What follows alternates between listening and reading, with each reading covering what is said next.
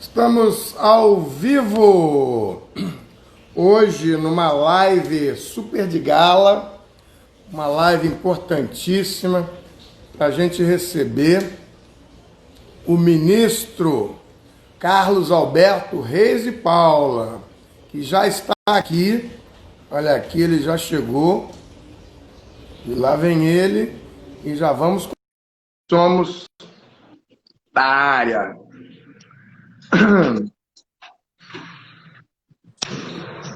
E aí está ele, Salve, Alberto. Como estamos?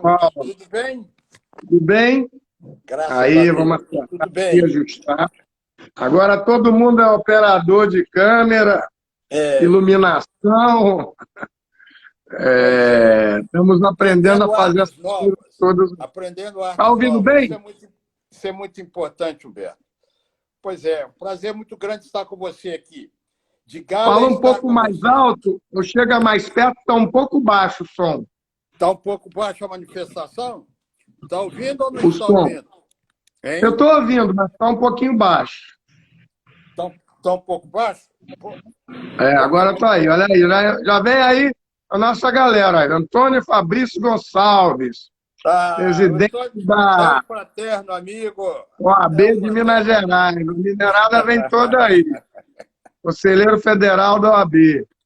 Meu querido aluno lá de Minas Gerais, foi presidente do conselho da seção, da subseção Da OAB de Minas.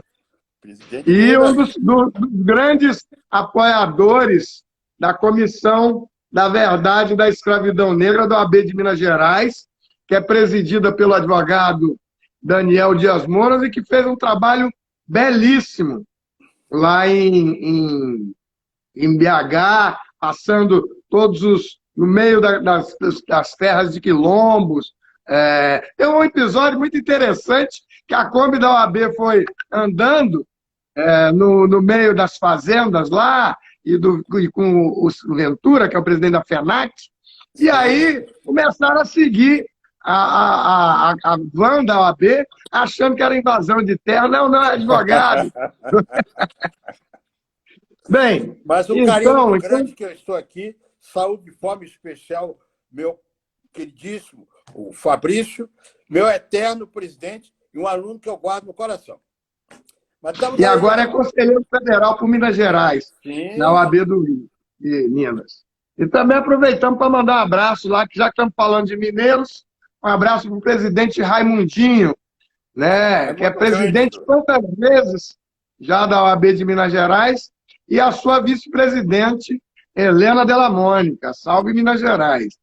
2 vezes já vice-presidente. Eu quero ver o que vão dizer para ela na próxima eleição. Se vão chamar ela para uma nova vice-presidência. Você sabe que eu tenho inscrição primeira, originária, em Minas Gerais. 15.930, a de Brasília. Pois é, eu vou começar, querido ministro, dando aqui os seus dados, e aí o senhor fala sobre o que quiser. A live é o que quiser falar. À vontade, não tem nenhuma regra. A nossa proposta é falar sobre ação afirmativa, sobre racismo e um pouco de reparação da escravidão, que é o tema da comissão que eu presido, que é a Comissão Nacional da Verdade da Escravidão Negra. O ministro Carlos Alberto Reis de Paula, já conheço há muitos anos, é ministro aposentado do TST e foi presidente do TST, o Tribunal Superior do Trabalho, de 2013 a 2014. Foi corregedor-geral da Justiça do Trabalho em 2009 e 2011. Conselheiro do Conselho Nacional de Justiça, 2011 a 2013. Juiz do Trabalho e desembargador do TRT3. Doutor e mestre em Direito pela Faculdade de Direito da Universidade Federal de Minas Gerais. Professor adjunto aposentado da UNB. Advogado sócio da Reis de Paula, Castilho e Varandas Advogados Associados. E pode comprovar os dados, né? Não, isso aí está tudo devidamente certificado. Quanto a isso, não há dúvida. viu? Essa é uma provocação aí e serei testemunha sua onde precisar. Ministro, o nosso tema é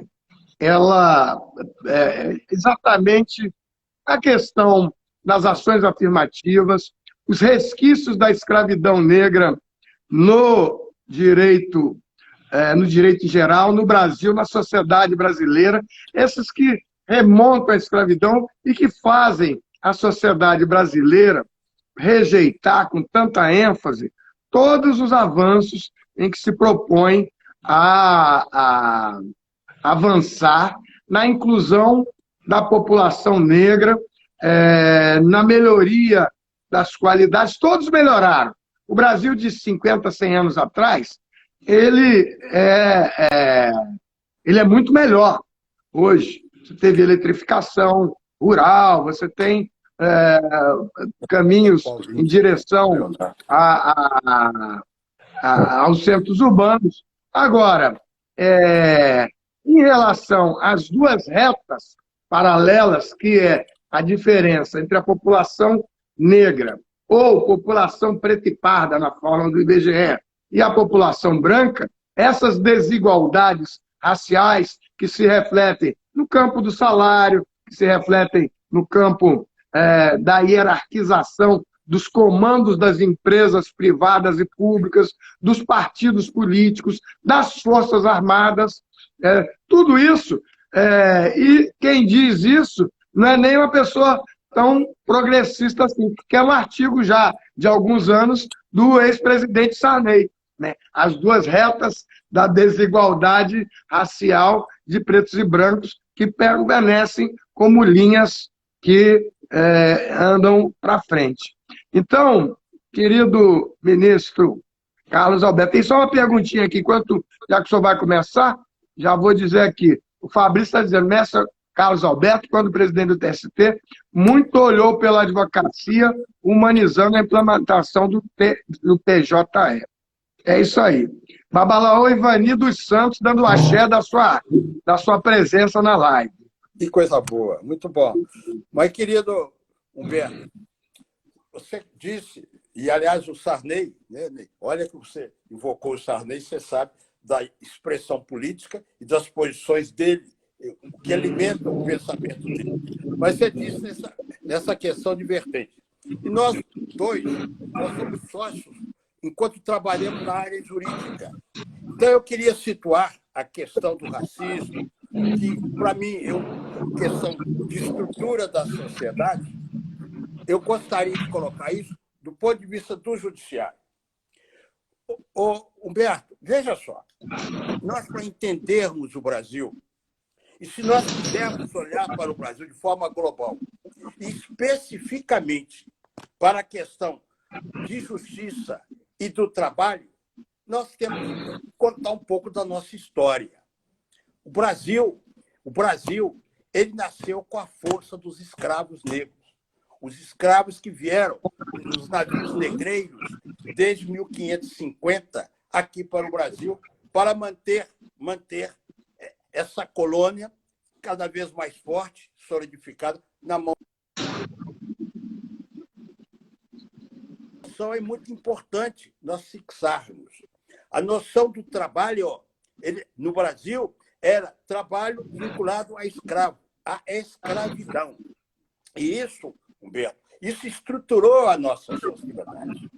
Isso fez com que a nossa sociedade, veja só, e vamos deixar como referência 1888, quando foi pela Lei Áurea, não é isso? Assinada pela princesa Isabel, foi dito que os escravos estavam libertos, mas não se disse para onde eles iam. Eles estavam libertos e não sabiam para onde ir. E eles continuavam com uma conduta e com um modo de ser e com um tratamento de escravos. E aí vem essa história. O Brasil vê o problema do racismo. O racismo está na origem, na constituição da sociedade brasileira. E ele foi superado? Bom, nós temos que examinar as coisas. Quando eu digo examinar as coisas, é muito importante nós fixarmos que, do ponto de vista populacional, você disse pretos e pardos, que constituem os negros no Brasil, eles hoje são acima de 56% da população. Ao passo, olha só, lá nos Estados Unidos, diga-se de passagem, os pretos chegam a algo em torno de 12%. Mas como é que o preto se situa na nossa sociedade? Primeiro, e eu vou salientar uns aspectos que me parecem relevantes. O problema de alfabetização. No Brasil, a taxa de analfabetismo entre os negros, que é alguma coisa em torno de pouco acima de 9%, e eu estou colocando a partir dos 15 anos, no branco, entre os brancos, essa proporção é bem mais reduzida, é inferior a 4%. Não é isso? Ora, tem detalhe, um dia desses, eu estava ouvindo uma live de que participava o nosso querido Hélio Santos, referencial na afirmação dos nossos valores. O Hélio Santos destacava um aspecto que olha só, mais de 1 milhão de jovens negros, mais ou menos de 15 anos, de 13, 14, 15 anos, vivem um momento de mimimi. Ou seja, eles não frequentam escola e não trabalham. É sem. Olha a expressão disso. Então, a questão da alfabetização está radicada porque é a forma de haver uma ascensão social. Daqui um pouquinho nós vamos evoluir um pouco nesse raciocínio. Mas se não há uma preparação, se a pessoa não tem condições de buscar o seu espaço, ela não sobe. E a sociedade não vê isso. E a sociedade é indiferente a isso, Humberto. E isso é que é doloroso. Caminhamos para um outro aspecto. Eu disse do problema de educacional. Se você for olhar a questão de emprego no Brasil, em termos de renda, nós hoje estamos na advocacia. Pretos e pardos tinham um rendimento domiciliar per capita em 2018, a última estatística que o IBGE nos apresentou, de R$ 934, ao passo que os brancos ganhavam quase o dobro, 1.846.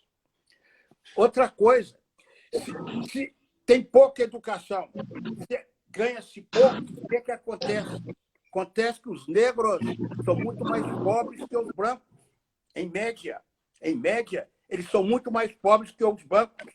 E aí, Humberto, veja só, se você não tem educação, se você não tem um emprego que lhe possibilita uma ascensão, o que acontece? Você já fica à margem dos benefícios sociais. Onde mora a maioria dos negros no Brasil? Eu vou dizer que é favela, principalmente, mas há brancos lá também, diga-se de passagem. Mas, sobretudo, a negros. Se nós pudéssemos examinar as estatísticas do IBGE, nós veríamos que a presença dos negros em favela chega a quase 70%. A respeito, que é uma porção de brancos lá. Brancos também podem e são pobres no Brasil. Aliás, diga-se de passagem, ser pobre no Brasil é uma marca que o afasta do convívio social, de benefícios sociais que a sociedade oferece. E aí vem um detalhe. Se os negros têm essa dificuldade toda, eles moram onde? Moram precariamente. Moram em condições, em habitações pequenas. Mas pequenas, que eu digo, é rigorosamente pequenas. Às vezes, 3x3, quando chega tanto. Quando não chega, alguns ficam debaixo das pontes, debaixo das marquises, como nós víamos, né, com frequência. Qual é a consequência disso, Beto? Hoje, do ponto de vista prático, quando nós somos assolados pela Covid, o que acontece com isso? Acontece com isso que os negros morrem muito mais que os brancos. Eles adoecem em nível alto e morrem em um número muito mais expressivo. Por quê? Moram em condições precárias. Não tem água, não tem roupa, não tem sapato decente e não tem comida. Então, há esse problema. Por que eu estou falando isso, Humberto? Eu estou te falando isso porque nós somos pessoas, eu e você, que estamos aqui trabalhando com o mundo jurídico. O mundo jurídico, o poder judiciário, eu entrei no poder judiciário em 1979 e dele me afastei da condição de ministro do TST em 2014. O poder judiciário é simplesmente um poder dentro da República que retrata a própria sociedade. Claro. É óbvio, é óbvio. E aí, como retrato da própria sociedade, você vê alguns detalhes. Os negros têm número inexpressivo em relação à magistratura. Está havendo uma ascendência, porque aí são vários fatores, gradual, mas o número de magistrados negros e de presença de magistrados, até no Ministério Público, que não integra o Poder Judiciário, mas é algo essencial ao Poder Judiciário, também é em menor escala. E aí, Humberto, eu estou fazendo essa ressalva, eu quero dizer uma coisa. Qual é a grande clientela do Poder Judiciário? São os negros, porque a fonte de trabalho deles é que os leva, que é a fonte de vida deles, que é o trabalho, é o que eu levo quando eles têm reivindicações, sobretudo a Justiça do Trabalho, que é onde tem um referencial para reivindicar os seus direitos. Então, é com esse painel, Humberto, é que eu gostaria de começar essa conversa com você. Eu sei que nós vamos conversar muito, nós vamos abordar várias questões, e eu estou só para assentar esses aspectos. Nós estamos aqui sabendo de uma coisa. O racismo é, e me desculpe, apropriar uma expressão do Silvio Almeida. O racismo no Brasil é estrutural, com todos esses lugares que eu estou tentando assentar. E esse racismo é tão estrutural que nós o vivemos tão intensamente que naturalizamos esse racismo. As pessoas, os negros ficam à margem e as pessoas acham isso normal. Isso é normal? Afinal de contas, nós não somos iguais? Iguais em quê? Iguais em direito? Eu costumo sempre dizer, é importante que nós não apenas fixemos o Estado de Direito. É fundamental que nós criemos um Estado dos direitos assegurados a todos, principalmente aqueles que são marginalizados. E aí, Humberto, vamos começar a conversar, senão você acha que... Pois é, estava ouvindo, registrando aqui a presença da minha querida esposa da professora Domingues, que está lá, no Domingos Elzimar, que está lá em Uberlândia, falando dos mineiros. E, bem, eu queria apontar, nós todos vivemos, durante muito tempo, a questão da entrada do... Eu vou botar o microfone, porque estão dizendo aqui que está tendo um chiado. Então, eu vou botar o fone para ver se melhora aqui, para eu não sair de nada daqui. Então, é que esse fone também, às vezes, aí abaixa. Não, mas você está com a tonalidade muito boa, viu? Tá dando... mas é que parece que deve ter alguma... Eu não sei nem se, porque às vezes, quando eu estou aqui em Copacabana, e o pessoal aqui gosta muito de reclamar, nem sei porquê, quando dá 8h30 do Jornal Nacional, o povo começa a gritar aqui na janela, fora não sei quem, e bater panela. Aí tem um outro doido ali que começa a botar um som, mito, mito, e aí fica um verdadeiro palco da democracia aqui na janela. Bem, e eu tenho feito as avaliações interessantes. Primeiro, a Comissão da Verdade da Escravidão Negra, que eu já estou na 3ª gestão, e é palco disso tudo aí. Por que desde 2014 a OAB, sob comando do Marcos Vinícius Furtado, depois do Cláudio Lamáquia e agora do Felipe Santa Cruz, vem apoiando essa iniciativa de discutir a reparação da escravidão, ao lado da manutenção da discussão da ação afirmativa, onde a OAB participou por 2 vezes, da ADPF 186, que foi a que discutiu cotas no Supremo na educação universitária, e a ADC, Ação Declaratória Constitucional, número 41, que foi realizada a pedido da OAB e por ingerência da Comissão da Verdade da Escravidão Negra, e que regularizou a constitucionalidade das cotas do emprego público federal. Então, falando isso, a participação da OAB tem sido muito interessante nesse aspecto da ação afirmativa. Mas a ação afirmativa, ela hoje, evidentemente que eu já tenho essa posição, pelo menos desde 2014, ela é insuficiente, porque nós estamos tratando de algumas vagas no emprego público e na universidade. Alguém está dizendo que está com interferência de som aqui. Não é o Mas meu, acho que agora resolveu, né? Não tem mais nada aqui. Michele está com interferência do som. Eu não tenho mais nada para fazer aqui, porque eu já estou com isso aqui. Bem, então, se nós partimos que a ação afirmativa é insuficiente, agora, a conta que aparece de todo o período da escravidão não pode ser, o boleto não pode ser pago só com essas poucas vagas que já fazem um resultado muito importante. Eu estava fazendo hoje uma publicação aqui no Poder 360, e eu dizendo, olha, nós já temos aí pelo menos a primeira geração de doutores cotistas, que foram das primeiras gerações dos cotistas e continuaram na universidade, se formaram, fizeram mestrado e já estão no doutorado, já se formaram. Eu conheço uns 2 ou 3, né, e que fazem questão de dizer que se não fossem cotistas, não teriam entrado aqui, esses daqui da UERJ que eu andei. Então, agora, a discussão da reparação da escravidão é uma estratégia importante para se avançar e, primeiro, diminuir a gritaria contra a ação afirmativa e das cotas.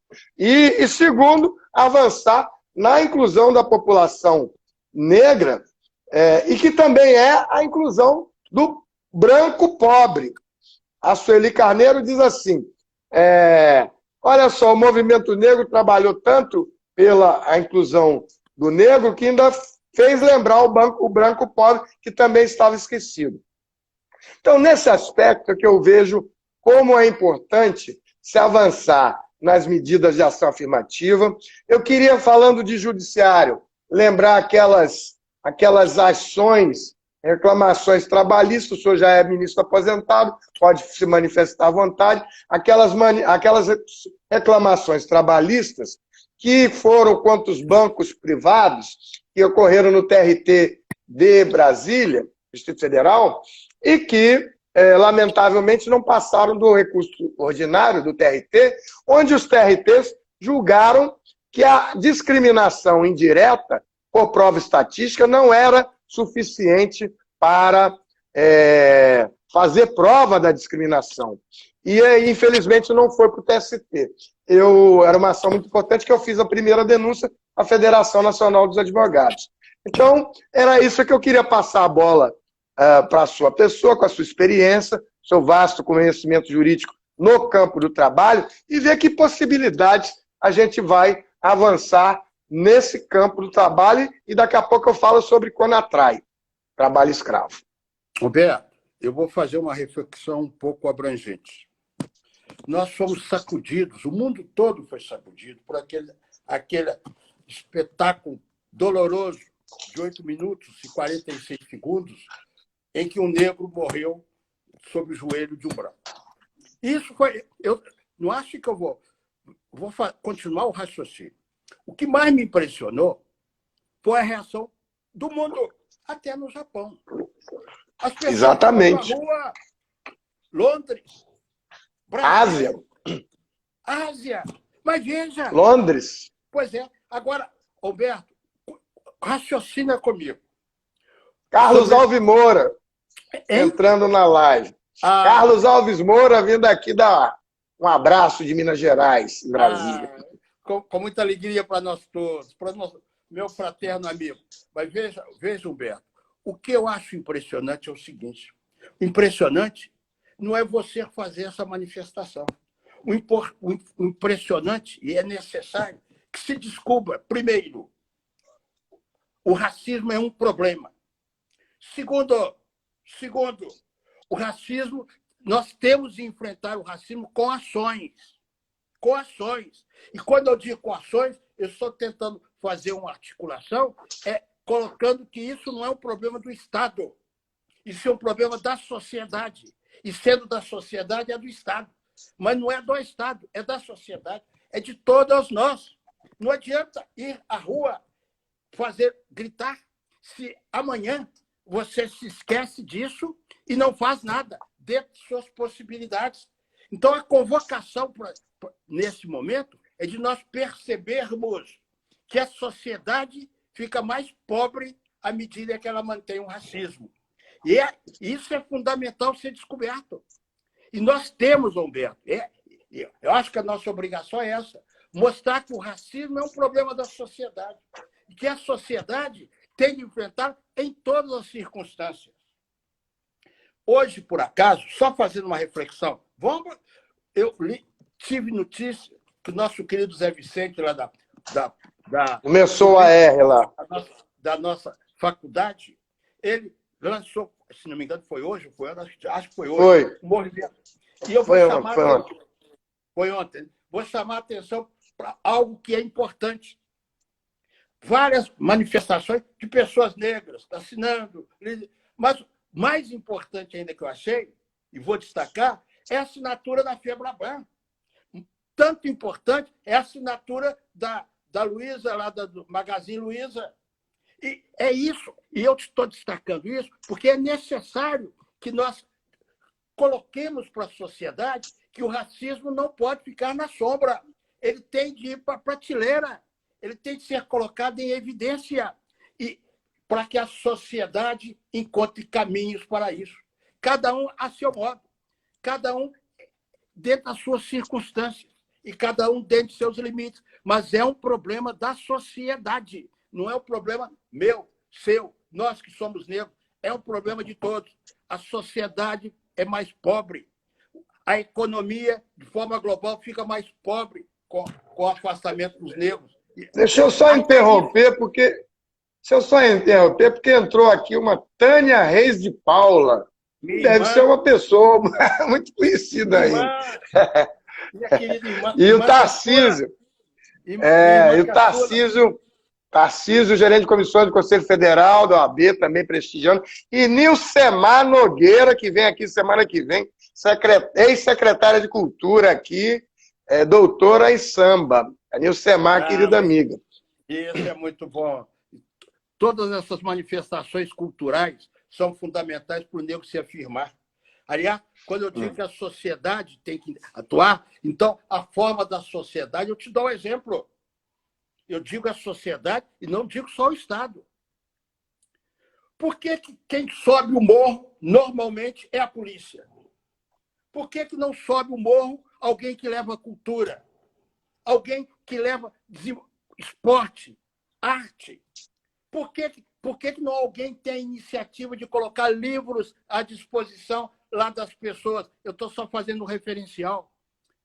Esse é o problema, Humberto. Para mim, é necessário que nós descubramos que o problema do racismo não é um problema meu, seu ou dos outros que são preocupados em... É problema da sociedade. Nós não podemos ficar indiferentes, que a nossa indiferença ela é criminosa. É criminosa. Você entende? Nós Ministro, temos que ter sensibilidade. deixa-me continuar. Eu vou chegar ao que você quer. Tá. Não, pode interromper. Não, eu vou fazer. Não, vai indo. Não, eu ia dizer... Consiga. Não, você fez um raciocínio dizendo o problema de ação afirmativa e o problema de reparação.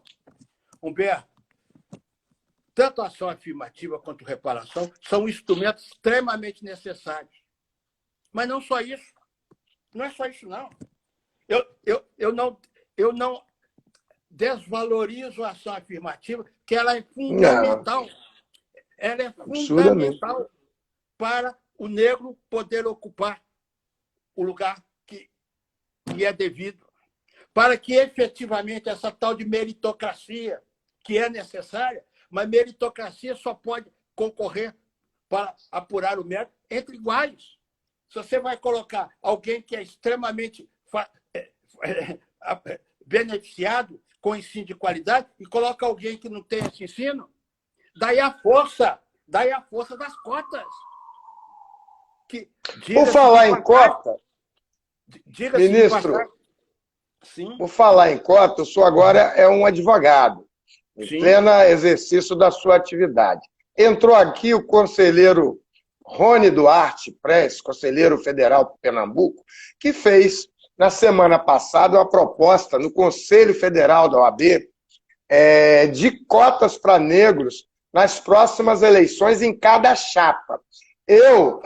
Entrou agora aqui o presidente da CAARGE, meu querido amigo Ricardo Menezes, e eu queria aproveitar a sua presença e a do Rony para fazer, se sentir à vontade, uma apreciação dessa proposta que, com certeza, vai chacoalhar o Conselho Federal. Imagine, todas as chapas das seccionais da OAB com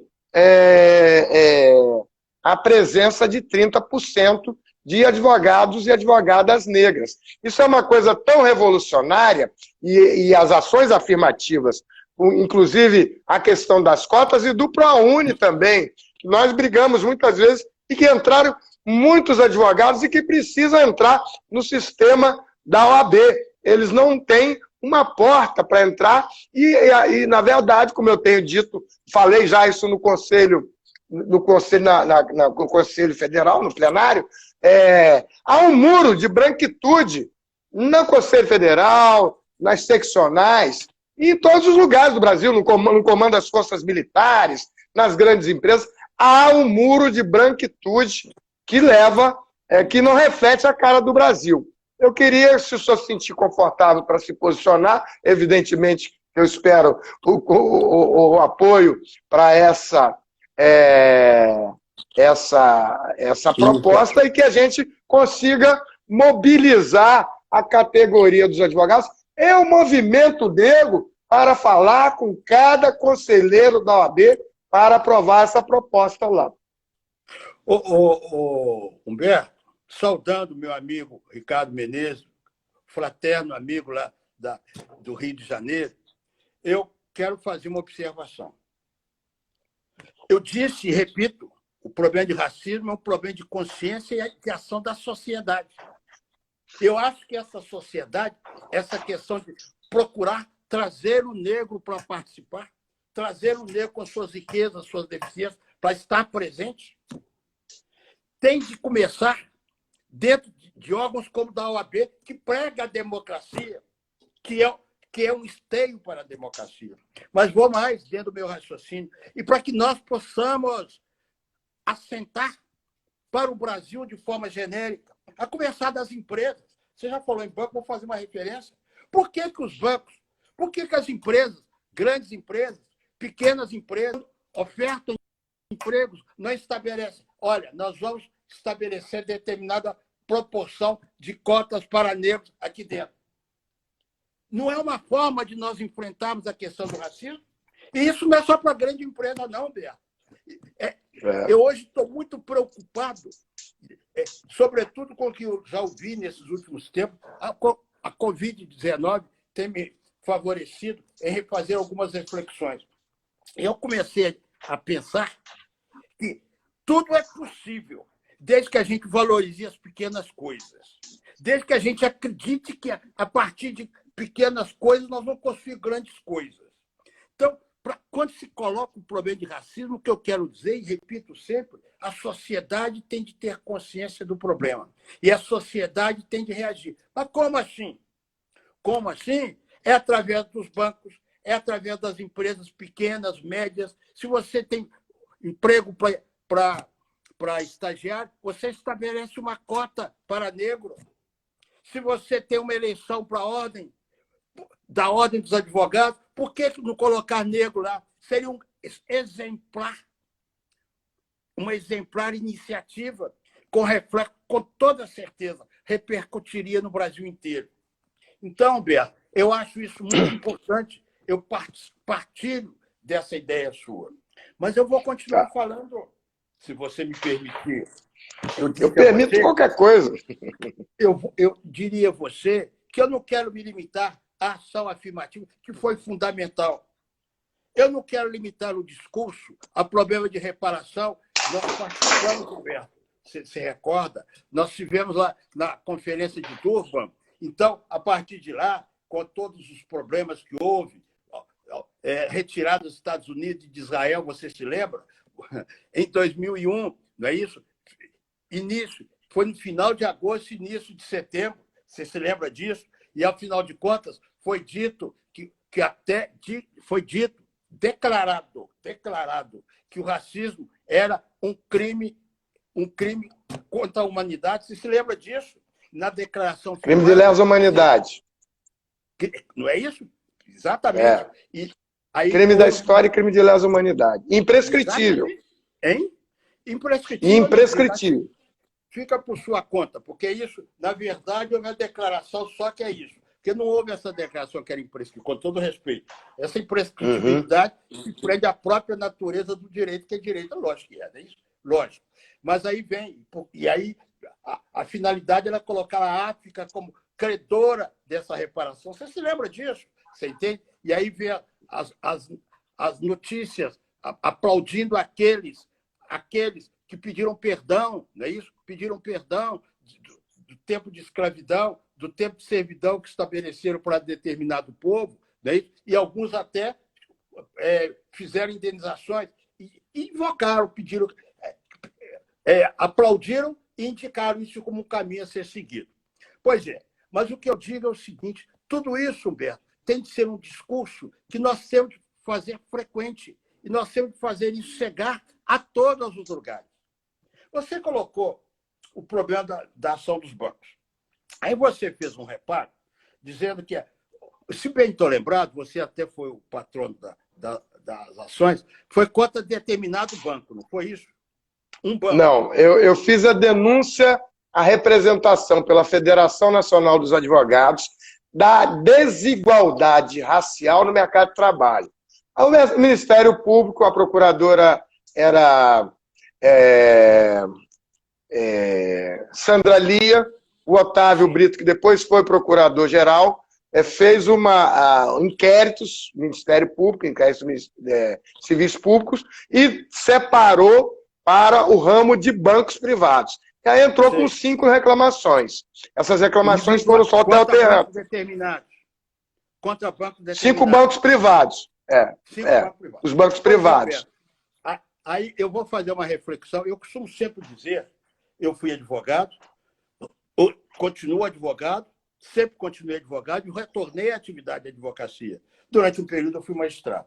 Se bem me lembro, você até comentou comigo à época, você dizia que não se considerou a prova, você fez estatística, não foi? Foi por apresentar estatísticas localizadas, não é isso? Eu não fui o autor da ação. O autor da ação é o Ministério Público do Trabalho.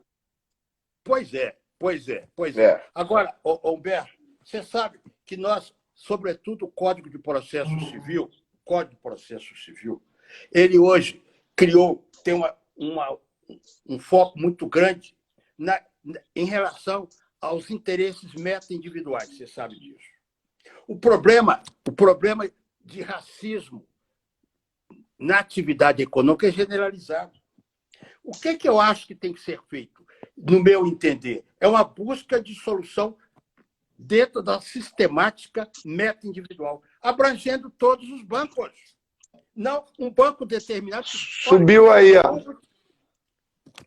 Hein? Aí. Isso é que estava fora do... Não, porque a posição é que deu... Isso é público e notório. Isso não vai depender, Humberto, de eu provar que o banco X, que o banco Y, que o banco K, que o banco L. Você sabe por quê?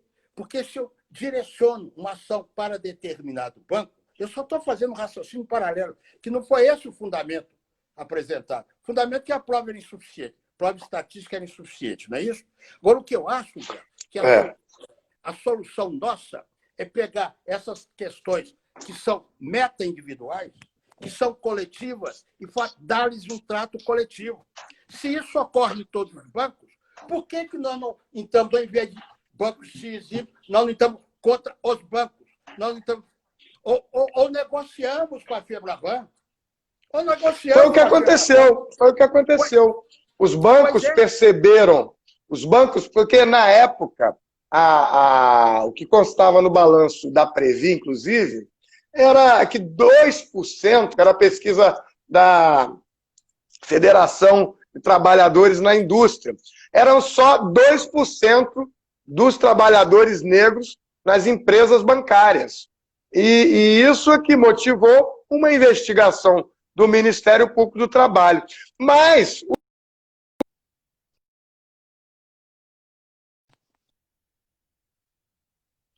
Voltou? Os bancos... deu uma travadinha. Os bancos... quando nós fomos lá para Zumbi dos Palmares, os bancos perceberam que tinha alguma coisa errada. E o vice-presidente lá do Bradesco disse, você que fez a denúncia? Olha, a gente já percebeu que tem alguma coisa errada. A gente não conseguiu enxergar. E nós estamos dando agora tratamento gerencial para a coisa. Então, houve lá na Afrobras com o Zé Vicente chamou todo mundo e ficamos todos no mesmo palco. Coisas do Zé Vicente, né? E eles olharam, foi ele que denunciou, e os presidentes dos bancos todos lá. E isso foi muito bom, porque aí eles passaram a dar soluções de ação afirmativa. Como o senhor está propondo. Pois é, mas o que eu acho, Roberto, é que nós devemos ter essa visão mais global.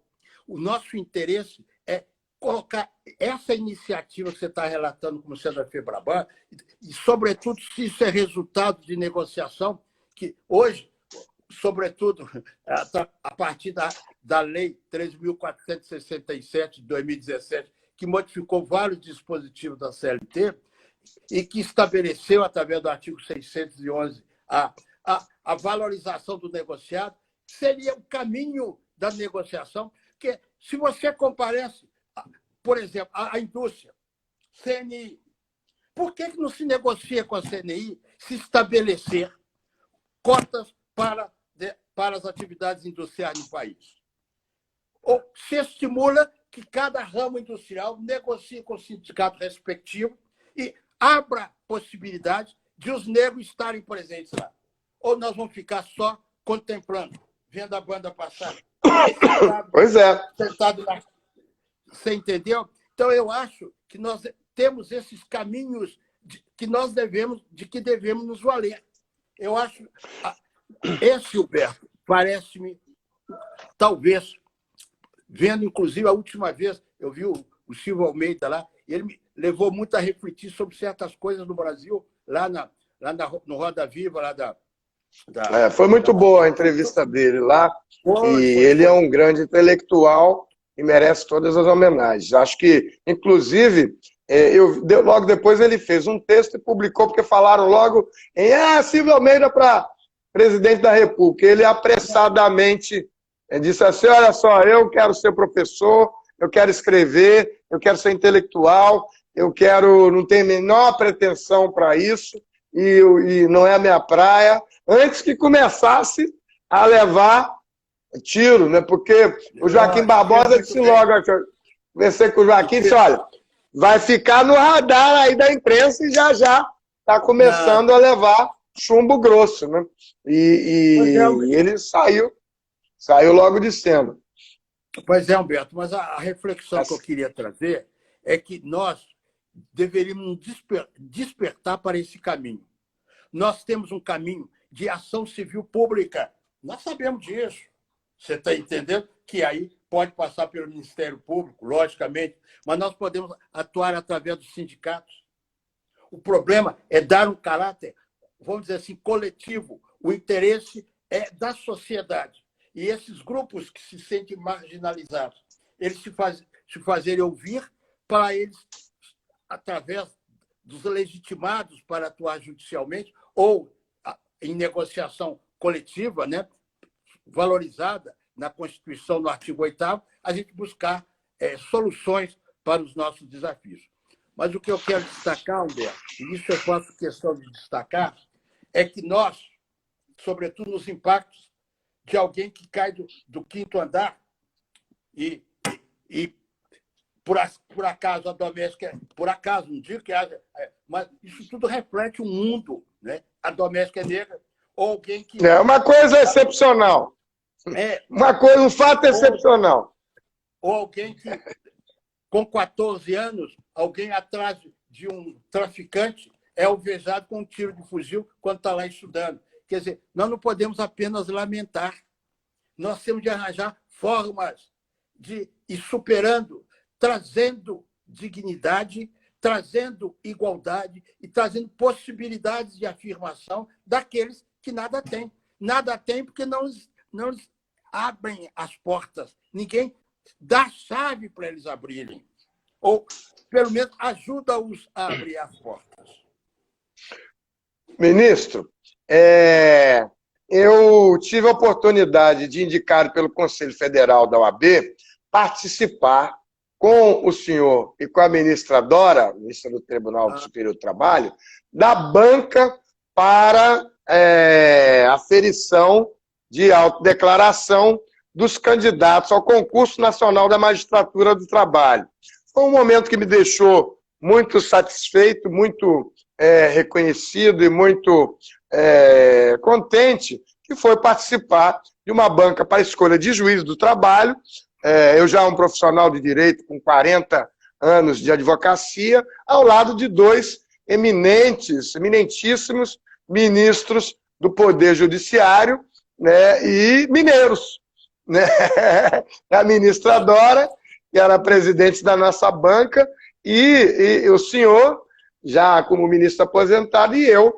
E nós fomos orientados pela fundação que coordenava os trabalhos. Foi um momento de muito estudo e procurar não errar o tempo todo, muita consulta, muita conversa. E foi grande a dificuldade da questão do preto e do pardo, porque o preto e o pardo no Rio Grande do Sul e um preto e um pardo na Bahia dá uma confusão danada. E especialmente porque a mensagem do primeiro concurso de magistratura do trabalho com cotas para negros, e tinha que passar uma mensagem de inclusão dos afrodescendentes, já que naquele... o senhor que foi também membro do CNJ, tem lá aquela pesquisa do CNJ, uma baixíssima percentual de negros, não só na magistratura do trabalho, na qualquer magistratura, né, na magistratura em geral, no Ministério Público, e agora também estamos apontando o dedo para a própria advocacia. Né? Doutora Rosânia Figueira, presidente da OAB de Vassouras, vai vir aqui semana que vem, passou também aqui o doutor Eduardo, presidente da OAB de Maricá, que está com um projeto muito interessante lá para fazer pesquisa da reparação da escravidão nos cartórios e nos registros cartórios antigos. Por favor, ministro. Humberto, foi um momento assim, muito gratificante, a sua participação lá na comissão, representando a ordem, no primeiro concurso nacional para juiz do trabalho, realizado sob a coordenação do TST. Até então, os concursos eram realizados pelos próprios tribunais. Eu acho a iniciativa extraordinária. Eu fui diretor da Escola Judicial, né? A ENAMAT, Escola Nacional de Formação e Aperfeiçoamento do Juiz de Trabalho. Eu acho a iniciativa muito digna de todos os louvores. A nossa participação, Beto, foi muito interessante. eu só salientaria isso, porque você sabe, e é bom de se destacar isso, parte de uma declaração. A pessoa se declara. E aí, em determinado momento do concurso, os aprovados, eles têm uma audiência, como a banca. Na hipótese, eles colocaram você, a ministra Dora presidindo, mineira de Luz, eu, mineiro de Pedro Leopoldo, superando, Beto, que eu vou fazer 50 anos de formado agora, dia 10 de dezembro deste ano, formado pela UFMG, lá na nossa capital, não é isso? Mas então é uma análise interessante, porque você não vê vida pregressa de ninguém, mas você, sobretudo, vê o fenótipo. E sente, porque a entrevista você sente o sentimento de alguém que é negro e que é tratado como negro.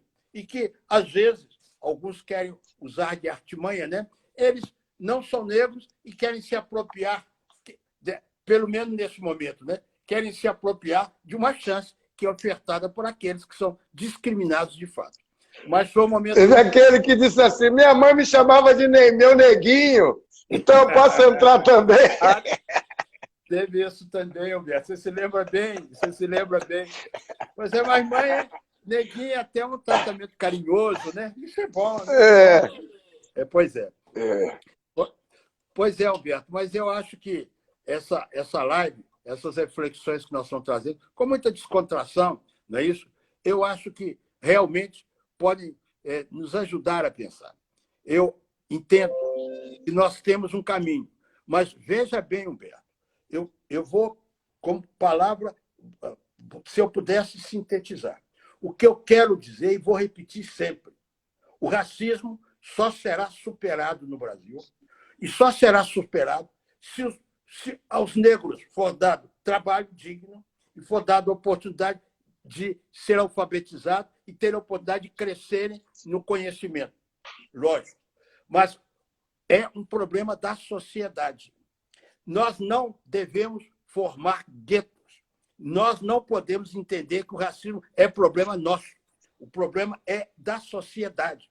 E nós temos de tocar a sociedade como? Com discurso? Só não. Com convencimento, através de grupos, de reflexões, de pesquisas, sobretudo pela força de influência das lideranças que o Brasil tem na área econômica, na área social, não é isso? Na área de investimento, nós tentarmos buscar a valorização dos negros, ou seja, enfrentando o problema do racismo através dessas pontas que são caminhos, a meu ver, absolutamente viáveis. Muito bem. Nós estamos aqui com 19h53, nós temos mais, calculo que uns 7 minutos, eu não quero correr o risco de perder a live. Nós começamos 19h01, então temos aí 7 minutos para fazer suas considerações. Se tiver alguma pergunta que o pessoal queira fazer, sintam-se à vontade. A gente ainda tem algum tempo aqui. O ministro Carlos Alberto Reis de Paula talvez o único negro do TST, ou tem mais algum? No momento, não tem. Mas eu fui o primeiro que foi nomeado ministro do TST.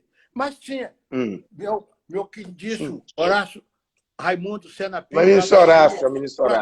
Conheci o ministro Horácio. Fraterno amigo, irmão de coração, honrou a magistratura no TST. Mas já a presença... E, ministro, conta aí um caso rápido na magistratura, o senhor ter sido alvo de discriminação racial. Não vai dar tempo para contar muita coisa, mas um caso que desse para trazer, que ficou na sua memória durante tanto tempo na magistratura, e que sirva de encorajamento para aqueles que estão nos ouvindo agora e que vão ouvir depois a live, porque ela vai ficar gravada, né? Eu vou te decepcionar. Nunca teve.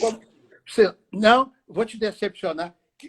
Pode ter ocorrido alguém querer discriminar, mas de fato não se manifestou. Pode ser que alguém tenha até desconfianças da minha capacidade de resolver, mas não se manifestou. Talvez não respeito a mim, mas talvez por causa do cargo que eu ocupava. Mas o que eu quero dizer a você é que os negros, e aí eu vou concluir, a questão dos negros é tudo momento histórico. indenização por discriminação racial começa a frequentar em razoável número as reclamações trabalhistas. Eu entrei, fiz menção, eu entrei em 79. Eu nunca tinha visto. Nunca. Agora, as pessoas começam a se despertar para essa sentenças. E você sabe que nós temos uma lei, até anotei o nome da lei aqui, ó, a lei que é de 1995, lei 9029, que proíbe genericamente a adoção de qualquer prática discriminatória para efeito de acesso à relação de emprego ou sua manutenção por motivo de sexo, origem, raça, cor, estado civil, familiaridade, que é invocada e é aplicada pelos magistrados para atuar quando se configura a discriminação, e um dos motivos é a discriminação racial. E é interessante nós observarmos que, em decorrência dessa configuração, dessa conduta ilícita, o que acontece? A penalidade é a de readmissão, com ressarcimento de todo o período, ou pagamento em dobro de todo o período. Aí você vai me falar, bom, uma readmissão, mas ele readmite dispensa. Pois é, mas eu vou te dar um exemplo. Isso é possível, e isso nós já vivemos na área trabalhista. Se se trata de uma empresa pública, de uma sociedade de economia mista, ou de uma entidade para cujo ingresso se exige um concurso público, e alguém é dispensado por motivo de discriminação racial, ora, em respeito a essas circunstâncias, já houve decisão determinando a readmissão, em respeito e a valorização do concurso público, que aí é uma imposição legal. O que eu quero dizer, meu caro Humberto, você quer fazer algum comentário rápido? Porque o relógio... Não, eu posso... Vou lhe ouvir. Só para chegarmos a um termo, e peço a todos que nos honraram com a presença desculpas, porque a gente fica preocupado em querer dizer as coisas e sempre olhando em cima, saber quantos minutos restam. Você entende? Às vezes a gente se perde um pouco e não consegue se exprimir da forma mais adequada. Mas o que eu quero dizer é que foi um imenso prazer estar aqui. Um imenso prazer de revê-lo. O prazer foi todo meu. Você continua muito jovial, está um pouco mais gordo. Até observo isso. É o telefone. É o telefone. É fruto da Covid-19. Viu? Mas, estamos aqui. Tenha certeza. Eu de cá, você daí. Nós todos temos uma bandeira comum. É construir um mundo em que o racismo não seja subliminar, continue sendo subliminar, que o racismo não seja aceito com tanta naturalidade. E para isso, Humberto, a convocação, eu repito, é nós tentarmos influenciar no nosso campo de atuação à medida em que pudermos, mostrando que a insensibilidade perante as questões raciais é um mal para a sociedade, empobrece a sociedade, para não dizer que nos empobrece a nós mesmos. Quem fica muito pobre são nós mesmos. Muito obrigado, Humberto. Há 15 anos atrás, eu acho, 10 ou 15 anos atrás, nós pegamos um avião e fomos daqui para Washington para participar de eventos da ação afirmativa, junto com a Vânia Santana, tivemos lá com o Ed Teles. E acho que a gente está, Edson Axé chegando aqui, me parece que a gente está, a gente vai fazer a próxima live sobre uma coisa que faltou, que eu sou membro da CONATRAI, que é a Comissão Nacional de Erradicação do Trabalho Escravo, que tem aí em Minas Gerais um ponto muito forte com os auditores do trabalho, que é a questão de UNAI. E eu estou lá também, por deferência do presidente do Conselho Federal, fazendo, que é próximo o trabalho escravo, mas não é a mesma coisa. Nós fizemos, na última Conferência Nacional dos Advogados, a leitura de onde é possível a advocacia atuar naquela sentença da Fazenda Brasil Verde, que é a condenação do Brasil no combate ao trabalho escravo. Mas isso vai ficar para uma outra live, porque essa daqui vai faltar 26 minutos. Ministro, muito obrigado, até logo. Eu vou salvar em 10 segundos, que eu não quero correr o risco de perder. Um abraço. Um grande abraço, Beto. Prazer. Boa noite a todos. Um grande abraço.